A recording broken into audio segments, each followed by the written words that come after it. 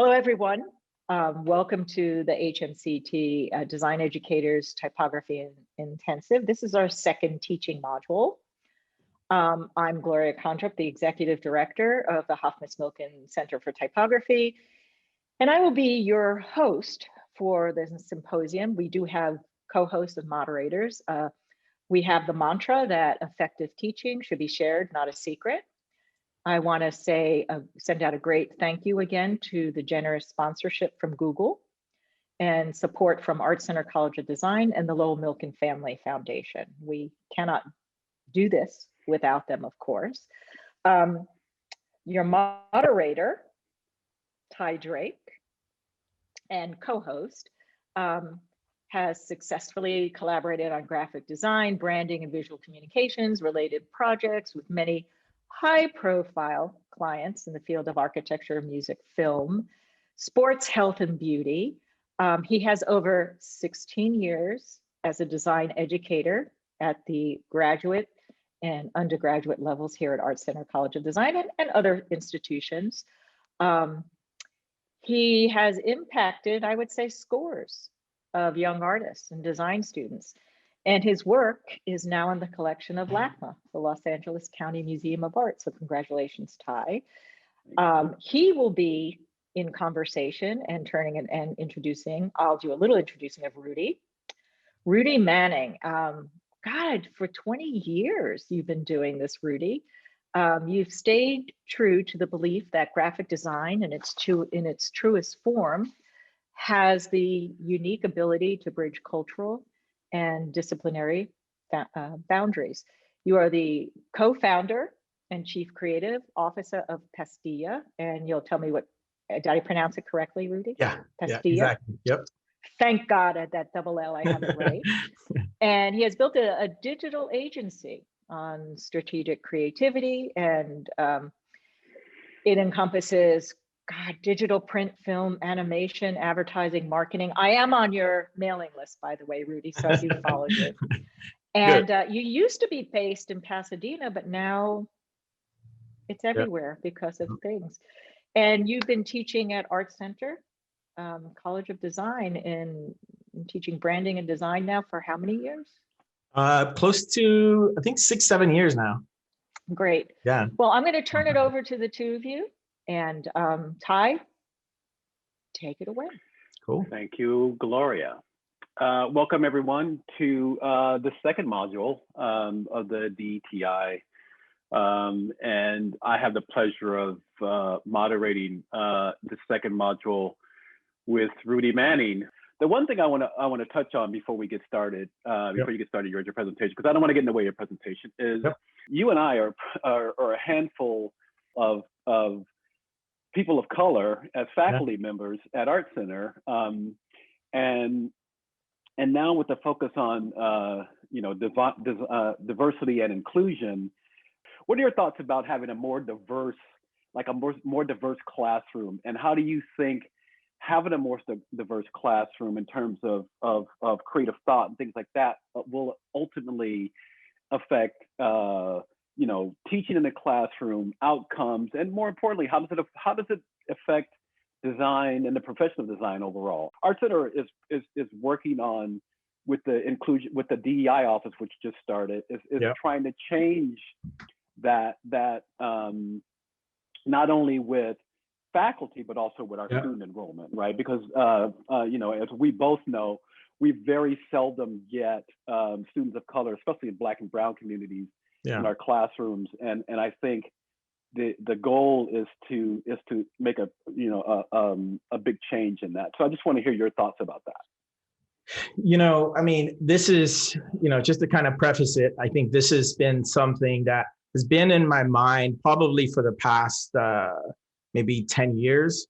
And as of, on and off, and because running an agency is really difficult, I've been really busy doing that. But last year, a lot of things ended up lining up for me that ended up putting this very question that you have at the forefront of my mind, the forefront of what we do at Pastilla when we hire, at the forefront of how I communicate my experience as a designer, how I got to be a designer, because I feel like there's nothing more than seeing somebody else that looks like you, resembles you with your background, that is doing something that's interesting, and for you to reflect on that. So I think, that's something I'm continuing to do and will continue to be doing probably to the rest of my life.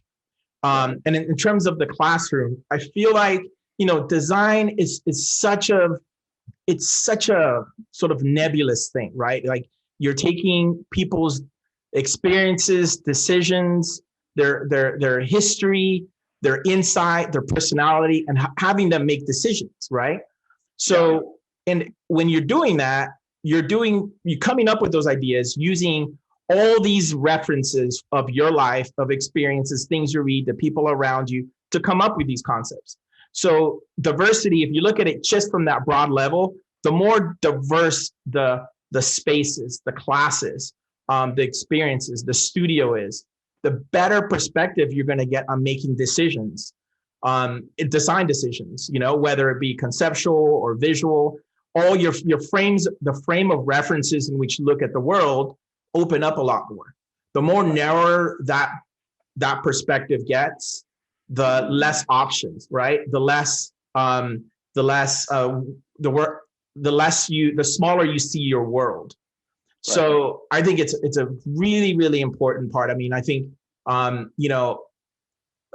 look forward to the work that ArtCenter is doing now, and seeing, the impact of that over the next, I'm hoping very soon, the next 3 to 5 years. And and seeing how that can change, because I have been, when I was going to school, there was a little more diversity, I would say, just a little more.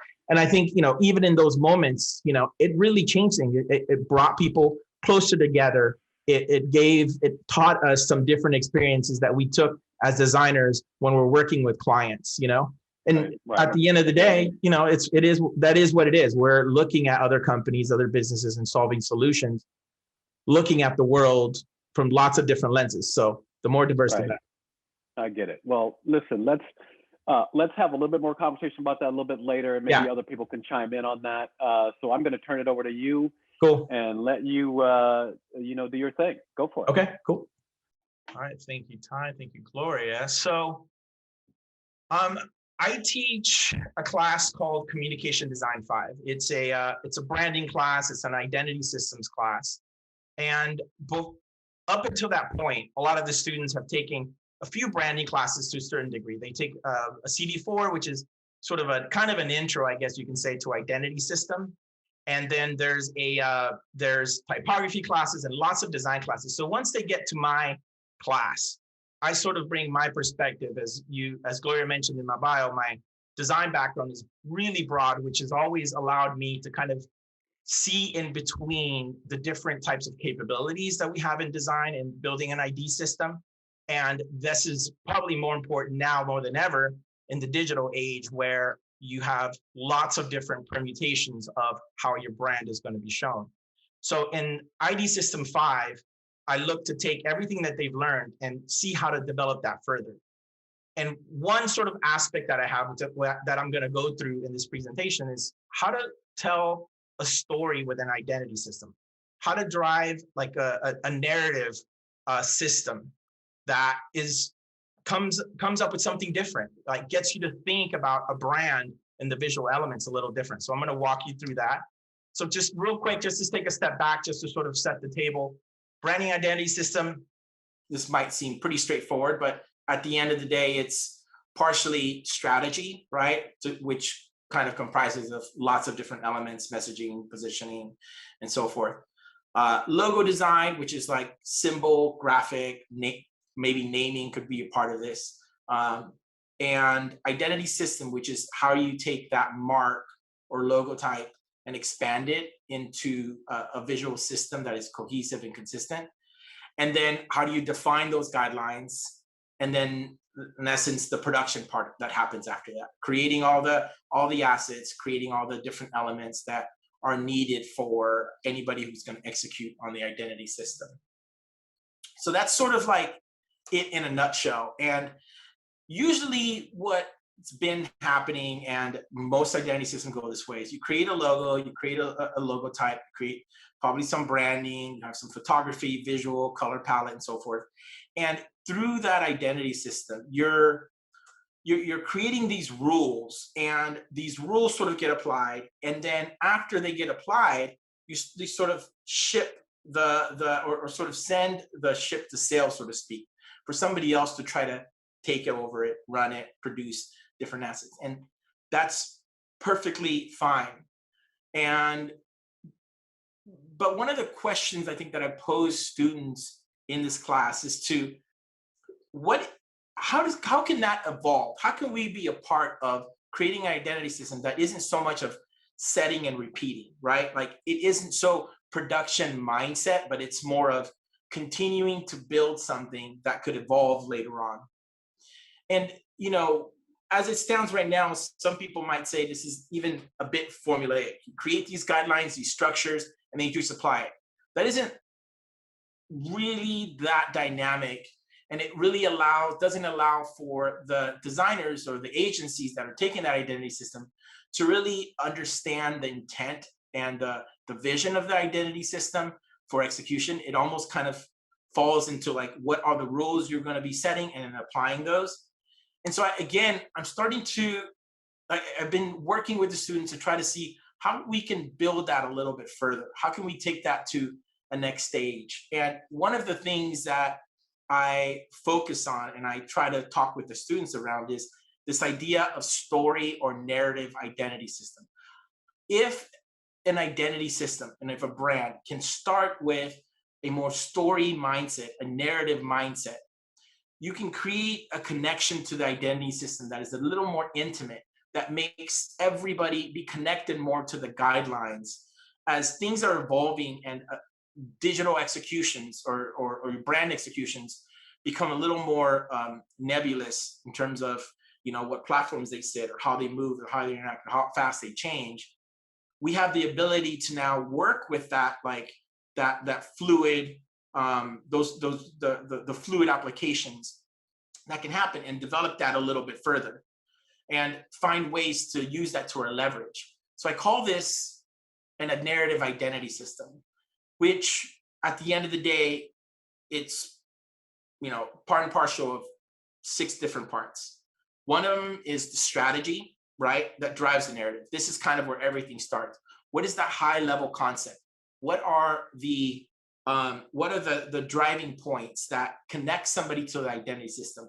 Some of this could be a written concept, and all of this, it could be part of like the brand strategy, but it could be also a visual concept. It could be one little seed that drives all the decisions that you do from a visual standpoint on the identity system that would be able to build upon.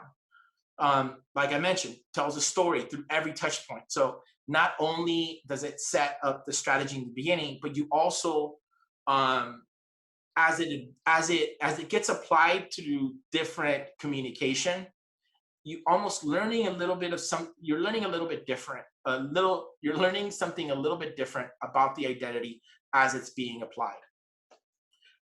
We often say that your branding, it isn't just your logo, right? Your logo is one part of it, but as you are applying it into different applications, you're learning more and more about the company. You're learning more about what they are, who they do, what they stand for. So why don't we develop an identity system that kind of allows breathing room for that story to be told, and let the designers build that. The ability to evolve and adapt is also part of the same thing. Giving it room to change, knowing that, as time goes on, things are going to change. Culture, technology, the audience might shift a little bit. And how do you let that room evolve naturally in the identity system, let that evolve naturally in the identity system without having to reinvent the wheel or do a complete rebrand? This kind of identity system drives collaboration, right? It lives to be able to, if you have a narrative identity system, it allows room for interpretation, room for collaboration, whether it be a filmmaker, an illustration. If they're connecting to that narrative story, they're able in understanding it's told correctly, they're able to adapt to it and able to add on to it as you would, and almost create this like surprise delight as the identity system is flowing through. Transmedia mindset, which is, right from the beginning, as you're thinking about it, understanding that, motion, interaction, sound, light, texture, all of these different applications or ways to see the identity system are also really, really important. And thinking about it right from the beginning will also allow room to have some fun and have some a bit of dynamic applications to the identity system. As I mentioned earlier, highly flexible, a dynamic framework. So it's a framework in which the identity system sits in. That's a narrative, but within that, there's a toolbox, creative toolbox to play with, or a color palette. So as I mentioned, the logo doesn't have to always be the hero in an identity system.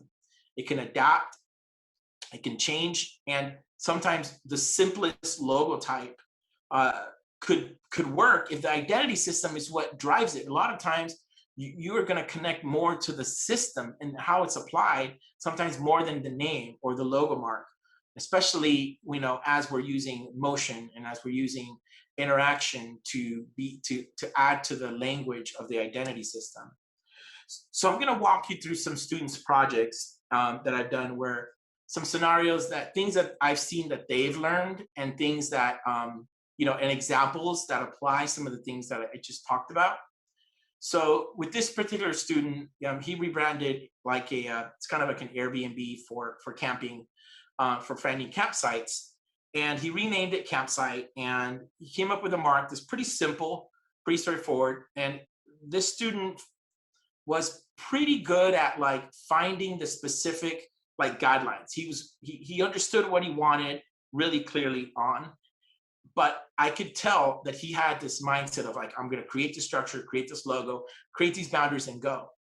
And what often happens when you do that, you start applying the logos, obviously applying the right colors and identity system and probably the right scales and so forth.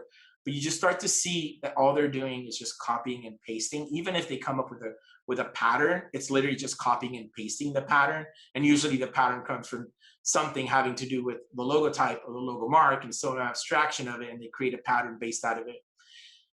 So I'm asking them to think past this, right? Past having to just, you know, put the logo on things, create the spacing and scale and the things that they need to do. So he kind of started to push this one step further. He's like, he took he took the symbol and was thinking, okay, I like, you know, I kind of have this color palette feel. He had a, you know, he understood what his color palette was. He understood what his typography was and so forth. And he was like, I'm just going to put images inside the vehicle. And I still stopped and questioned this. And I asked him to think about this, because when he was, one of the things in this class that we do is to get to this narrative identity system, we definitely do some very light strategy, but we do some strategy that asks that gets the students to ask them, what is the benefit of the company? What kind of audience are they trying to define or trying to reach? Why are they, you know, if it's let's say something like this, an Airbnb type site for camping, what is it that makes them different? How do they stand out? What is the story within that people are going to remember? And all leading to what hopefully should be some type of concept that drives the inspiration for the identity system. And so in that, you know, I felt like where he was at was still very kind of rigid and, you know, systematic. And I asked him again, it's like, let's go back to your identity system or to your strategy. Think back about where you were and why you got to where you are with the identity system. And one of the things he had mentioned is how he was inspired how nature is so dynamic. Every day is different. Every leaf is different every day. Things are evolving constantly, even if your eye doesn't see it. And so I thought that was a really good, you know, driving point to create an identity system that does just that. Like, how can an identity system do that? So he went back to his brand statement, which he alluded. Then he started with like, okay, maybe on the homepage, I can have an image where of different locations all over the world that are like part of Campsite that shows the real time of that area. So it's basically like a camera that's there that is a real-time shot of like what's happening at that moment. So I thought, okay, this is good. This is kind of starting to get somewhere. How do we bring that back into the identity system? So this would be if it's nighttime and so forth. So you would have the UI change colors and so forth. But how do you adapt that into the visual system? So he kind of teased it by saying, okay, well, maybe instead of the blob, maybe it's like a squircle that kind of evolves and changes.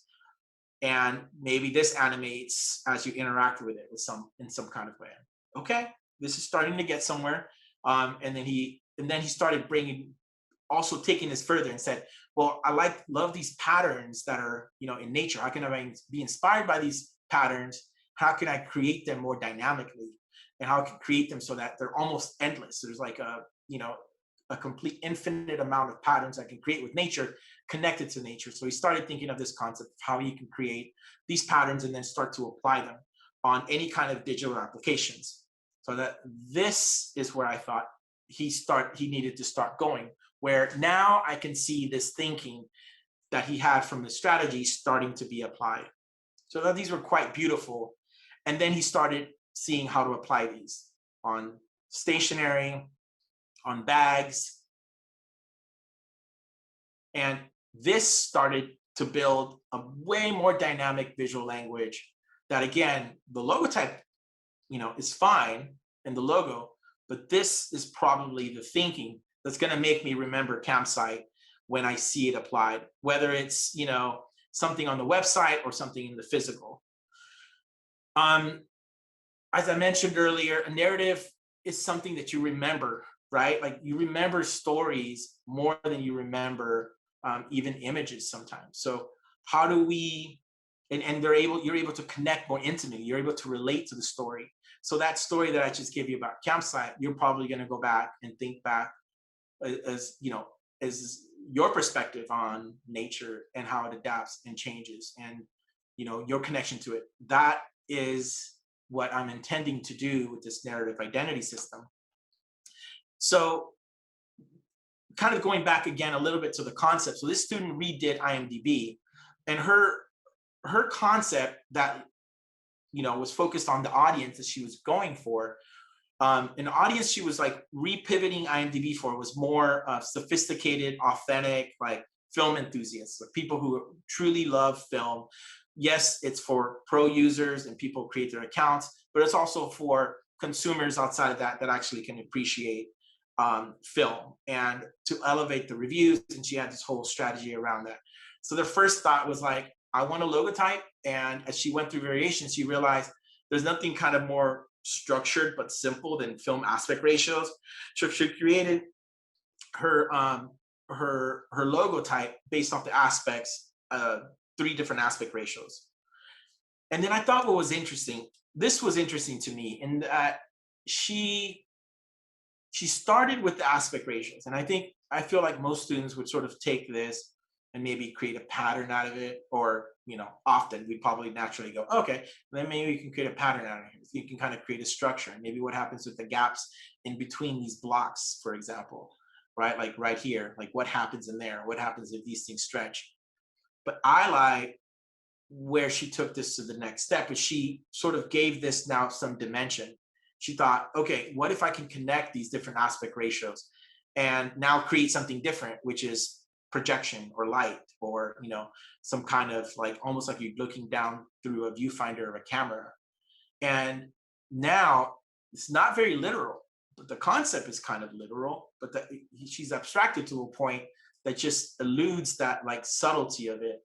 And it again has a continued, this is like one baby step to the evolution of going from that aspect ratio now to the graphic identity system. And I find like what this student did well is adapt her simple story into different ways. Then she said, okay, so I'm not going to stop here. This is one kind of pattern I can create as a language to show how the system works. But we also have character blocking. How does character blocking work in a film? Is there a pattern around character blocking? So she took some samples of character blocking and she created, patterns out of it. And which I thought was really quite interesting as well, and how that would evolve. So really what I see her doing with both of these is she's starting to create like a tool palette, right? Or like a color palette of elements that I can use. But I also feel inspired just by looking at this to combine these things. How does this and this combine? How does the imagery and the composition of this, affect how I compose any imagery that has to do with the communication for this? Just the composition alone could be part of the photography style, for example, right? So that simple element is now being applied very consistently and weave through everything. And again, I think what this allows, it allows for adaptation. It allows me to probably take this and do something completely different than another person would be, while still aligning to the true, authentic, the narrative of the identity system. So, like I mentioned, tools, palette. You almost want to know that you can take these things and combine them and play with them and try something, create something new. And if you use the right things, you're able to create something new while still falling under that visual identity system. So here's an example of some huge impact out of home that she was creating, where now she's bringing in the logo type, not the logo type, the typography, framing the typography using her structure and her visual elements. Here, I love how she's starting to, bring your eye into combining different messaging to take your eye through the poster. I love how, I almost see this being framing as well, almost like it's character blocking. And so now this starts to get interesting in terms of how she's adapting it. And this can go lots of different ways. And now she's using it in a different way with typography. And again, it still has the same language. And I think one of the things that's important is that when you do a narrative identity system, you usually want to keep a couple of things that are like really strong and consistent. Some things that like almost are undeniable. And I think for hers, obviously, it's the color, which stems from the original IMDb, which does help keep things consistent, but again, able to still feel fresh in how she's adapting it. I mean, there's not a lot of yellow. I mean, there's obviously yellow here, but the proportion of yellow, especially in these posters, is not very high, but you still feel like IMDb for many reasons. And then here she starts applying it to different media. On the left is the desktop, on the right is the mobile. How does that language or that story tie into narrative? I think this starts to get a little more difficult. And I think, if you look really closely, I think there's some things she probably could have adapted a little bit more. But I think there was also some things that she did really well as well. We don't focus too much on user experience in the class. That's something that depends on the student. I'll kind of push and focus in if they feel that they really want to spend time digging in, then I'll find how to bring that narrative into the user experience of their website or their mobile. Here you can see the website as well. This is another one, so I'll just kind of click through this real quickly. You see here the branding of the page.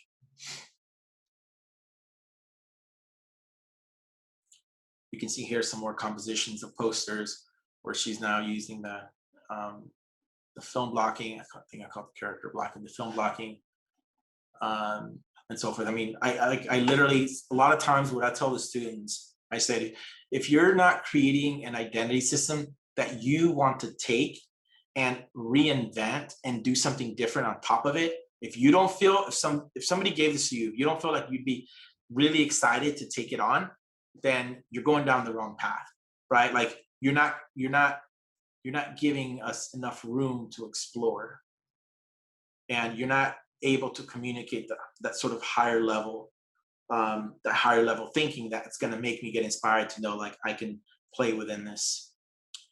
Simplicity and restraints can drive inspiration. So a lot of times it's kind of the opposite of what I just showed could also work, where the narrative can be really, really simple and it can be visual, but you push that one story like everywhere and make it very, very literal, could also have an interesting impact as well. Like this identity for a theater in Berlin.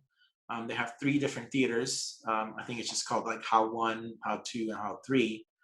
And her logo type was just, it's kind of a little bit of an avant-garde theater, but her logo type is just this black tape that sort of, you know, a lot of the things that they communicate or that they talk about are, I guess you can say, controversial. They have some controversial topics, and they're not scared to pose some questions and options and things to think about. So she wanted to kind of have that come across in her logo type. And she really simply just executed that in every single place. And like in this, what I look at is that concept of like censorship or crossing something out or blocking something out or restraint, right, is such a simple story. And if you give me or give any designer that story, everybody, any designer will be able to take that and do something completely different within that simple structure. And it's so simple within that it's undeniable that it would resonate and create awareness and be recognizable. At the end of the day, with the identity system and the visual side, that's what we're doing. We're creating a narrative and identity system that is recognizable, that somebody will remember. It doesn't just have to be the name, right? There's many different touch points that you can use to have that create and build that recognition and build that awareness. So I thought this was a really good example in sort of looking at it from another perspective, where it's really simple. You basically have tape as your restriction for creating a visual element. That's the only thing you will be using, and images to create whatever graphic element you need everywhere. And I thought this was an interesting execution in that. And then how she took something so tactile as well, and also adapted it. Obviously, here's some out of home, but she also adapted it to some transmedia work, where this is like a kind of a mock-up of what would maybe be in the lobby of like the theater, and of different upcoming shows or plays and so forth. So you can kind of scan different parts, and you can get on your phone different clips or previews of what that play or what that act is about. So again, this is basically the tape just created the QR code. And again, it's like really simple to create that restraint, but as long as she understood that first initial idea of story of like censorship, of restriction, of like, of binding, I think she stuck true to that the entire way as she was building this. Here's another execution of her showing some ideas of how tape then could be conductive and could have different motions or create different types of interaction based on how she interacts with the tape, and then how it interacts with a screen or a projection, either with the audience or the actors. The other part of this is flexibility with constraints. So we looked at something, I think just right now, that I feel like it's highly constrained, but it's very narrative driven, right? You can, with that constraint, you can sort of know where you can explore, and you can reinvent something that simple, continue to reinvent it in different ways, as you saw. So there's the other way in which you have something really simple, like a frame. I'll show you this here really quick, in which the student did a logo identity system for a book publishing company. They make these beautiful art books, and like I love even like how he framed these two things. This is essentially the narrative. This whole identity system is framing and shifting. The new Roma is an identity that contains endless possibilities. Framing defines a space, a flexible and welcoming space. But also, Roma is dedicated to stepping into the future of book design and publishing, breaking the limit of format, material, and content, right? So how do you take this as a narrative? So he started looking at it and thinking, you know, if I can get Roma as a logo type to bounce around this shape and be malleable and still be legible, that can tie into something that could be really truly an identity system that's memorable. And so he started with that. And then he started realizing, okay, what happens when I put it over an image? When I put it over an image, it also changes the mindset of what I'm framing, right? So this is one execution. Now, what happens if I frame the entire scene rather than just one portion of it with the logo in the middle? What happens if I frame an image on the image on the right, and so forth? What happens if the frame gets broken up, right? And so he starts that simplicity, and I guess you can call that, it's a pretty tight constraint, but within the boundary of the flexibility of the frame and what that frame shifting means, is something that, again, is really simple, but really, really dynamic, all the way down to the print. Like, he was, you know, trying to figure out if there's a way that he basically created a system in which if the books were, you know, this height, the logo would probably be like this at this size, like the one on the left. If the books were thinner, then it would get, you know, it was the same height, but slightly thinner. This is how it would change. So I thought that was just pretty interesting in how also he's taking this a lot more tactile as well. Obviously, even in space, scale also. How does the lines not even allude to a frame like the other one, but the frame totally breaks up, almost like the image that's behind there? How does that framing come into my typography? How am I like guiding the eye using the framing, guiding the eye with the communication? This was a video that he did just explaining the grid and the concept, like how it would work, like on a website, the framing, the shifting. This was an interesting, you know, okay, so let me kind of step back because probably by now, a lot of us are familiar with generative logo systems. So, you know, just to kind of, again, set the table in terms of what I consider a generative logo system is essentially, I wouldn't even say it's an identity system, but it's a mark in which it's almost like a vessel for other content or other or a frame. The actual mark becomes like a frame for you to put the concept inside of that frame or the visuals inside of that frame. We all know probably like the one that we recognize the most, and probably maybe the first people to start doing that is MTV, right? And, you know, I'm sure there's been other versions of that even before that, but that's probably the one that's the most well-known and the most successful early on, where it created a life of its own. So that, I think, I consider a logo system like a subset of the narrative identity system, because the logo system falls on how the logo works by itself, which could be part of the identity system, but the identity system doesn't just have to be the logo type. Probably by now you can tell that I'm even saying the logo type could be really simple. If you have the system that is really expansive and draws that narrative out, there's a lot more room there for evolution and growth. So this was a student's project where he came up with the idea of this really simple logo type in which the band members, this is basically like a, long story short, it's like a dive kind of concert hall, you know, basement bar area where like it would be kind of inspired by cassette tapes. It was sort of the thing that inspired this whole idea.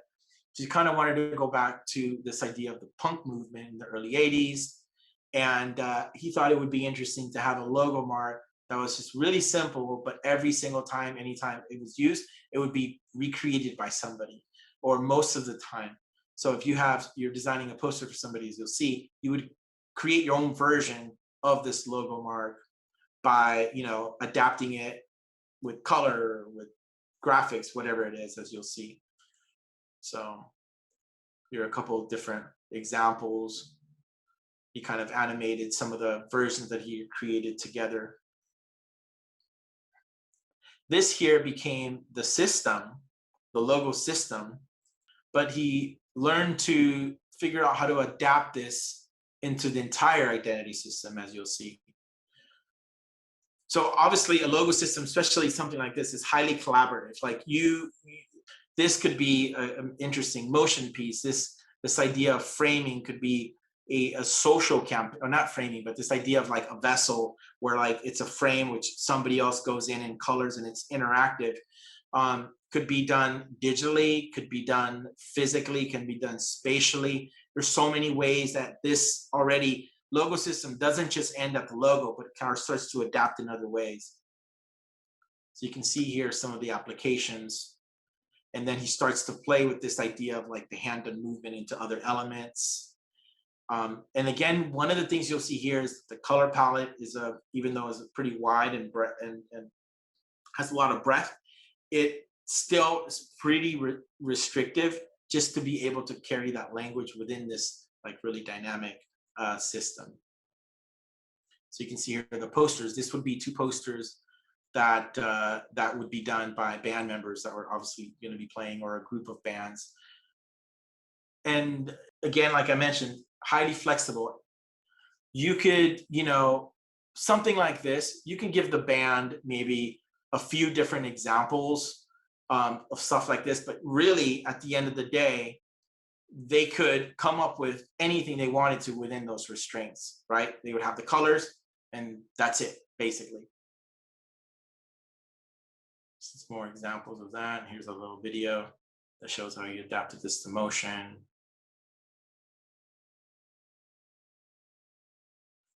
I like how he's framing or like outlining the like in some of the shots, the performers, the music artists, because it's almost doing the opposite of what it's doing in the logo type. Logo type, you're creating the frame, you're coloring inside. Here, you're almost freezing on the person and then drawing outside of the person. Here's some more applications showing you what the logo type looks like, or the Instagram social media looks like.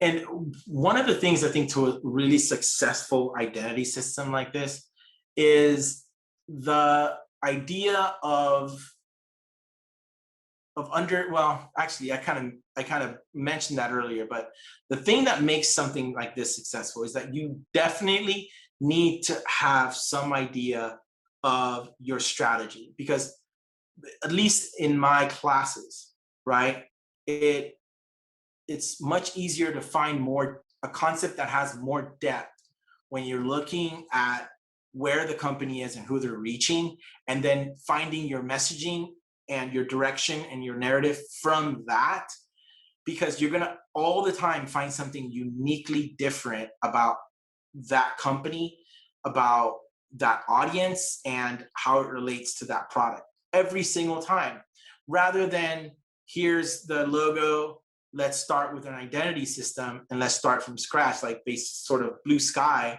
or like just a blank paper. You start to lean on ideas that probably are just sitting right in front of you anyways. So the more you dig deeper into the thinking and the research and the why, you're going to always end with a better, deeper story. And at the end of the day, it really builds like a reasoning behind everything that you do, right? And all the way down to what the concept is. You go backwards to the strategy. You can't deny that you're not communicating to this particular audience. You can't deny that this is the opportunity that your business has, or how it wants to separate itself from some of the other competitors. And with Quora is one of those types of businesses. This is a student that like looked at and questioned where Quora was at and where they were going. And, you know, she felt that Quora had lost its trust, basically, that it had become just a total, you know, spam type of, you know, website where you really cannot trust a lot of the answers. And she went through and signed up and had a bunch of, you know, different questions that completely were irrelevant, people who were writing it. And so she took that and she started to develop a story around it. Her idea was, in where she kind of led with the strategy, was this idea of light and knowledge, and that knowledge is light, and, you know, how she can interpret that, like that as a statement, or as an emotion, or as a concept. How can she take that and reflect that without being too literal in the logo type? So her idea was just to kind of have this idea of transition, right? Everything was about moving, or you know, I guess in this case you can see the gradation, but you can see the logo type. It's going from thinner to darker. Everything had that. She wanted to kind of continue that as the narrative. Different ways to execute that transition of light to darkness, or darkness to light. And so she started bringing in even these lines in here as a graphic pattern to mimic the same thing that her logo type is doing, right? And one of the things I think that was interesting is, you saw in the previous ones, she sort of does a soft gradation, but here, and it's really subtle, but this is just like, I guess, from my point of view, is the beginning thinking. Is I'm understanding that the student is able to transfer and jump between she's able to translate her concept into different types of forms and still feel like they relate. Like in the gradation, like I was saying, there's a soft gradation coming left to right and so forth, which is a little more expected. And then she goes, obviously, you know what she did with type. And then she took these lines and did the same thing with lines. That already right there makes me so curious as to what are different ways that I can show a progression of like light to dark, or darkness to light. Like, how does that work? How can I reinvent just that and still have it feel like Quora?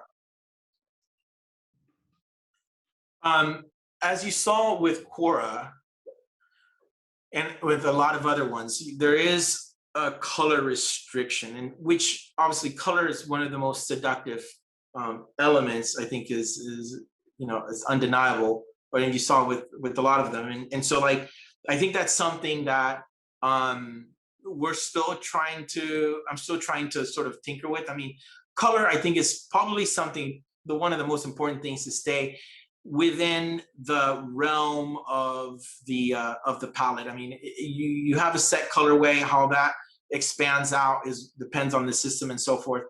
And there's a sort of color language within that as well. But I think that color language and colorway is really important to making sure that as you develop the narrative system, that the recognizability of what you're creating in your visual identity system stays. So, you know, you can see as hers, it's primarily black and white, grays, and with a little touches of red here and there, as you can see here as well. I love this little simple image where she's now, you know, even the image and the photography that she's using could be elude that concept of light. Even the fact that she's using a lot of black and white as well resonates with her narrative and her concept. You're just more animations and so forth. You can see, like I was mentioning earlier, the bands that she's creating. That's the way to translating light. You can see this little glow, that dot glow. You can see previously you saw that gradation that sort of came across. It just makes me curious as to what are different ways that you can re-illustrate or illustrate light, right? From a graphic standpoint, from an image standpoint, like how can you push that?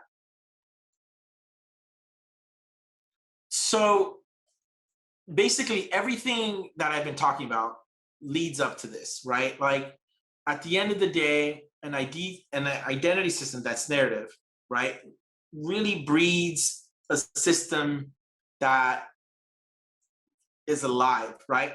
That has ability to change throughout time, change with technology, change with the audience. I mentioned also with culture. It can scale. We've often seen huge identity systems have to be completely rebuilt and tens of millions of dollars spent, because it was literally the entire vision of the company just shifted. And but if you have those set foundations, really this should give you a lot of room to grow and keep building upon it. It should inspire creativity. Like, this should be fun, like I mentioned. It should be exciting to have designers take it over, and agencies of bigger companies should be excited to work with an identity system that has so much flexibility, but at the same time has a deep story around it. It shouldn't take 30 years or 20 years like it took Nike to kind of get to that point. Like, there's ways that we can do this now, especially in this day and age. Media agnostic, like I mentioned, this thinking can apply to architecture, furniture, music, sound design, animation, film, and any other types of emerging media. So one last project I'd like to show is a student where he redesigned the identity for E3. And he's really simple. And this wasn't really in my logotype class, but this was in my transmedia typography class. But we do a logotype, and he came up with a typeface that was really simple and structured around these circles that came from this idea of like cells and so forth. And he took it, started adapting it visually, started playing with obviously the colors being a very strong component of it. This class is a little different than my CD5 class. I don't really push the strategy part. They're kind of approaching it from a different point of view.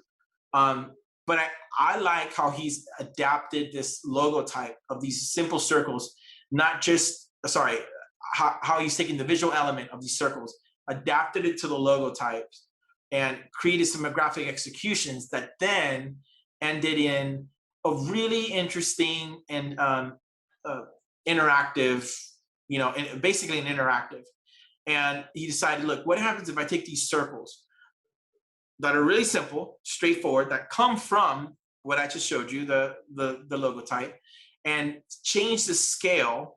And as they change scale and color, they can move with the motion of a character.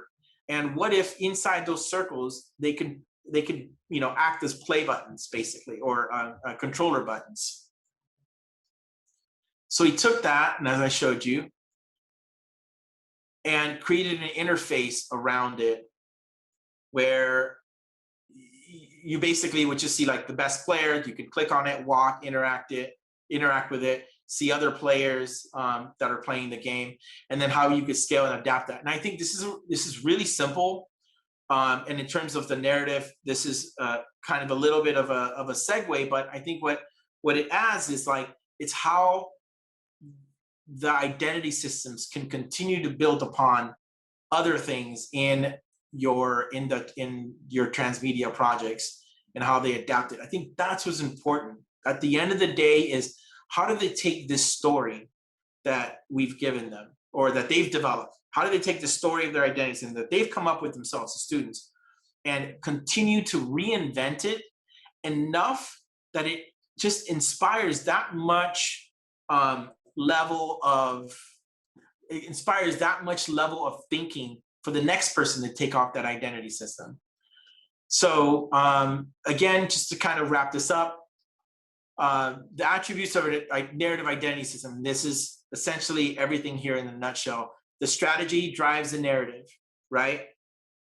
That strategy is what you need to be able to develop that concept, right? Then that story or narrative that comes from that needs to be thought through every touch point. This allows the ability to create an identity system that lets the brand evolve and adapt. It drives collaboration, thinking about all these things. Not only you can think about it in a transmedia mindset, but somebody else can take it and adapt to it and work upon what you've created already and create something new and take a life on its own. the transmedia mindset. From the beginning, as you're building it, you're thinking about all the different applications right as you're developing the identity system. And lastly, it becomes a highly flexible, dynamic framework to work in that hopefully will create an identity system that is recognizable, that is adaptive, that grows with time and evolves with culture and with the scale of the company. As we're thinking, generative logo systems and dynamic logo systems have kind of evolved and have become part of identity system. And we've seen technology and the digital transformations that companies have been going through need a lot of this kind of adaptation of transmedia in their identity system. This narrative parts hopefully lets that evolve and helps companies find that like North Star of what is driving their visual system.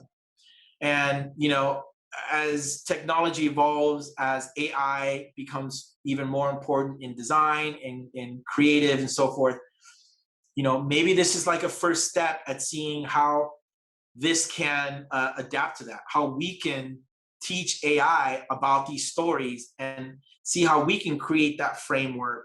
And maybe AI has a way to evolve this, as you've seen in some of the examples that already, those seeds are already being planted with some of the work and thinking that some of the students have been doing already. So thank you very much, and appreciate your time.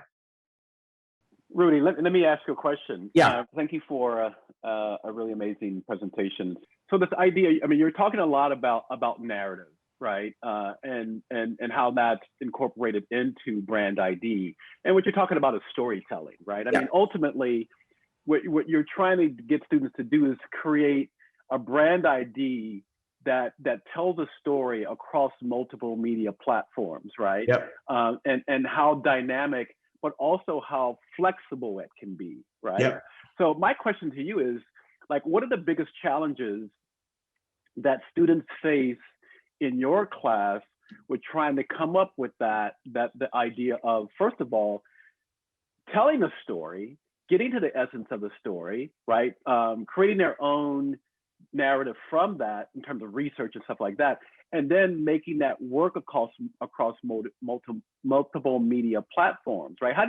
What are the challenges that you face with them mostly, or that they face, and how do you get them to overcome those challenges? Yeah, I think it's a great question. I think for me, it starts with the first 3-4 weeks of strategy. In the class that I teach, I have them do some sort of intuitive thinking around, I call it like intuitive intelligence, where they're looking at their own perspective, their own views, trying to also look at the audience and define what is the problem with this company? What do they want? What can they do? How should they position themselves? And make their own sort of intuitive decisions. One thing is, you probably noticed, a lot of the companies are relatively new companies that they can relate to, right? Gen Z, millennials, so that they can reflect on it themselves. So there isn't any big, huge strategy part. So that's important, because everything stems from there, because they're not designing at that point. They're developing the perspective or the framework of who they're creating for first, right? Right. Then once you're at that point where they create those statements, you'll see something like, developing, IMDb serves something like a film enthusiast with an authentic voice. Let's say, I don't remember what it was, but then I pick up on those things: film enthusiast, authentic voice. Now, how do you take that and create a system that feels authentic, right, without being literal, and delivers the impression to the film enthusiast that IMDb understands them, right? So that's step one. Once they get to that part, the next phase is, all right, the preventing copy and pasting. I think I heard that Tracy calls it pizza or something like that, where it's they just put the logo everywhere, right? So that's the worst case scenario, but it's more like, how can that big idea that you set, so the IMDb, it's aspect ratio, right? How does that adapt to film, to interactive, and letting them think that, and know that this is a different platform. This is somebody's interacting with it. How do you take the concept of proportion, film proportions, and feed it to now interactive or social media? So she's got a whole thing on social media where she's not then teaching, she's like teaching some of the IMDb audience about film terminology or film, mantras and things like that, film concepts.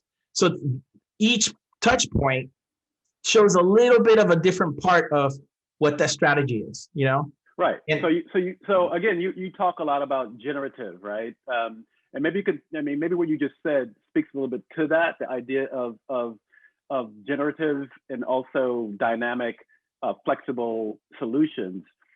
Can you talk a little bit more about how, in terms of getting students to understand the idea of taking content and narrative and making it work across multiple platforms from a generative standpoint, and more importantly, how flexible, how do you get students to understand the flexibility of an ID system?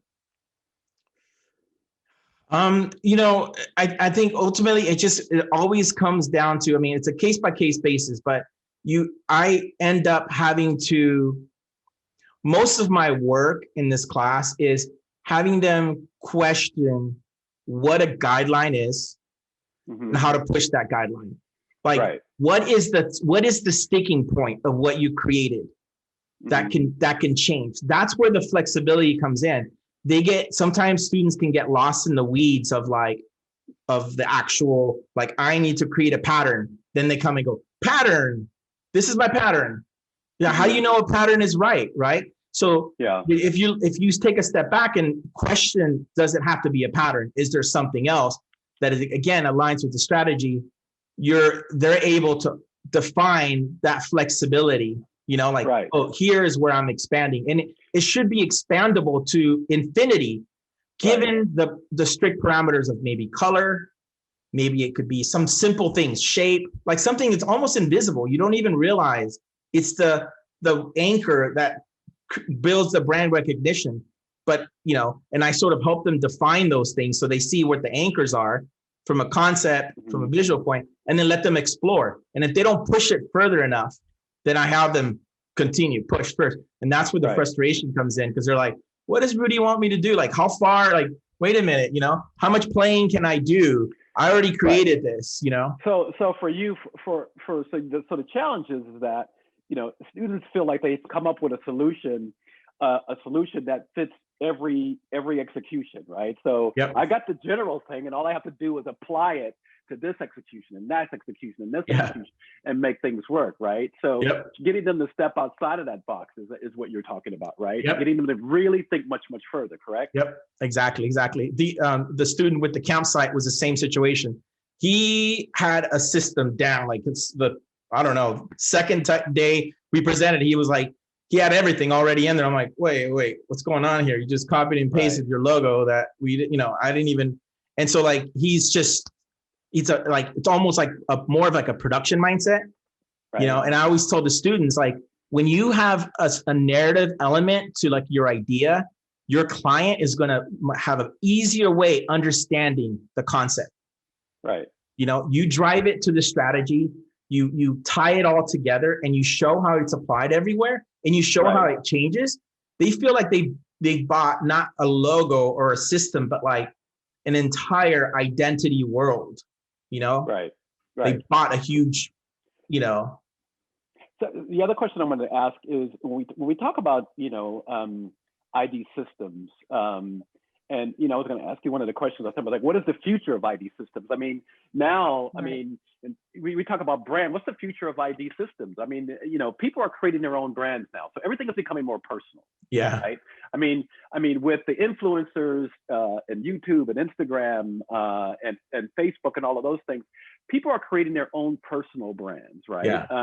Are you allowing that space or that way of creating brand brand ID to be a part of the classroom, whereas students don't have to think necessarily, oh, I have to do something that's more corporate based as opposed to something that's more independent and more personal? Personal is really important. I think, I think brands that don't aren't connecting, because with social media, we're able to get, you know, so much data as you're communicating to somebody, understanding that person, that personal side. It's almost starting to be ubiquitous now. And so you really have to understand your audience and who you're talking to. And, but I think, you know, in terms, I think personal is a very important part. So the deeper we can get an understanding of who the audience is and design specifically to them, that ID system, a story that connects with them, an image of that brand that connects with them, the better.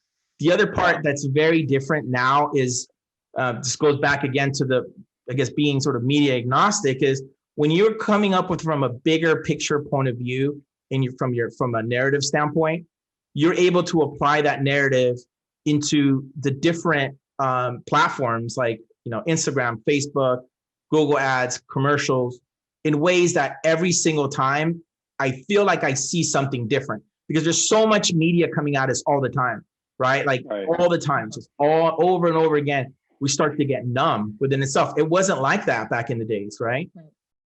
How long is a brand or an ID system expected to last today?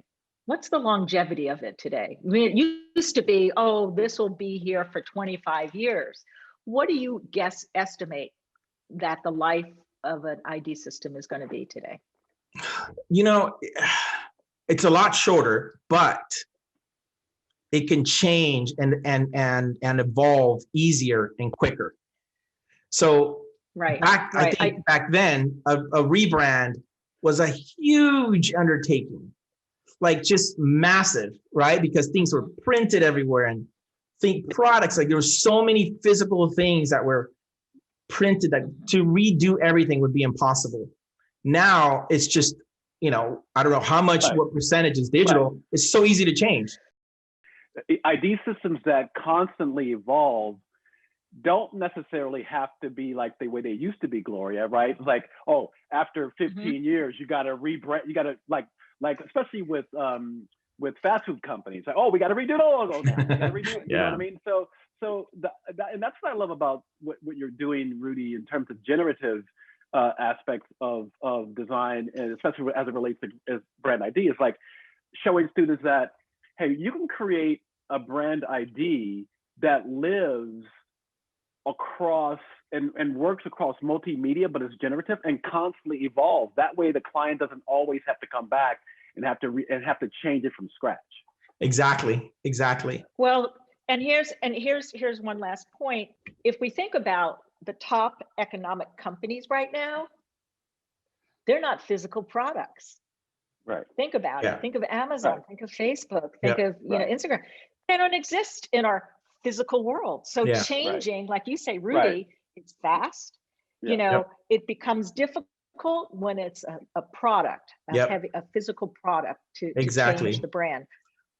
But in the world of digital products, you can change it tomorrow. Exactly. And that's why all the students, 80% of them will work on digital products in my class. They're all digital products because of that. I mean, most likely the companies that they're going to be branding identity and doing identities for are digital companies. So I'm having them focus on that specifically so that they have good case studies that are relevant to the agencies that are looking for them or the companies that are hiring. Right. That are really looking for them. With that said, gentlemen, I want to thank you, because you're gonna need a little break before you have to come back for your classroom. Thank you again, Rudy. Rudy, I'll see you in a few minutes. Okay. Okay. Bye-bye. See you in a few. Bye. Bye, everyone. Thank you.